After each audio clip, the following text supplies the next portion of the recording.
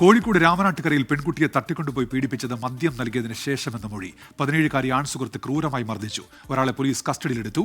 നിഖിൽ പ്രമേഷിന്റെ വിവരങ്ങളുമായി. നിഖിൽ, വിവരങ്ങൾ. കഴിഞ്ഞ ദിവസം 24 ആണ് ഈ വാർത്ത പുറത്തു കൊണ്ടുവന്നത്. കഴിഞ്ഞ 19-ന് രാമനാട്ടുകരയിലെ ഒരു മാളിലെ കടയിൽ ജോലി ചെയ്യുകയായിരുന്ന 17-കാരിയെ തൻ്റെ ആൺ സുഹൃത്ത് പുറത്തേക്ക് പോകാമെന്ന് പറഞ്ഞ് വിളിച്ചുകൊണ്ട് പോകുന്നു. കാറിൽ വെച്ച് ക്ലോറോഫോം പോലെയുള്ള എന്തോ ഉപയോഗിച്ച് ഈ പെൺകുട്ടിയെ മയക്കി കിടത്തുന്നു. തുടർന്ന് ഈ പെൺകുട്ടിയെ ഒരു കെട്ടിടത്തിലേക്ക് കൊണ്ടുപോവുകയും ഒരു ദിവസം അവിടെ പാർപ്പിക്കുകയും ചെയ്തു. അവിടെ വെച്ച് മദ്യം നൽകി, അതായത് ഈ യുവാവും മദ്യപിച്ചു, അതോടൊപ്പം തന്നെ ഈ പെൺകുട്ടിയും മദ്യം നൽകി ഈ പെൺകുട്ടിയെ അതിക്രൂരമായി മർദ്ദിക്കുകയും ലൈംഗികമായി ഉപദ്രവിക്കുകയും ചെയ്തു.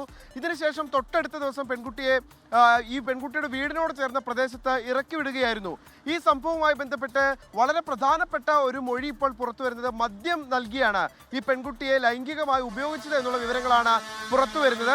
അതോടൊപ്പം തന്നെ വളരെ പ്രധാനപ്പെട്ട ഒരു കാര്യം, ഈ കേസിൽ ഇപ്പോൾ ഒരാൾ പിടിയിലായിട്ടുണ്ട് എന്നുള്ളതാണ്. അതായത് ഈ പെൺകുട്ടിയുടെ ആൺ സുഹൃത്തിന്റെ സുഹൃത്തായിട്ടുള്ള ഈ വാഹനം ഓടിച്ചിരുന്ന യുവാവാണ് നിലവിൽ പിടിയിലായിട്ടുള്ളത്.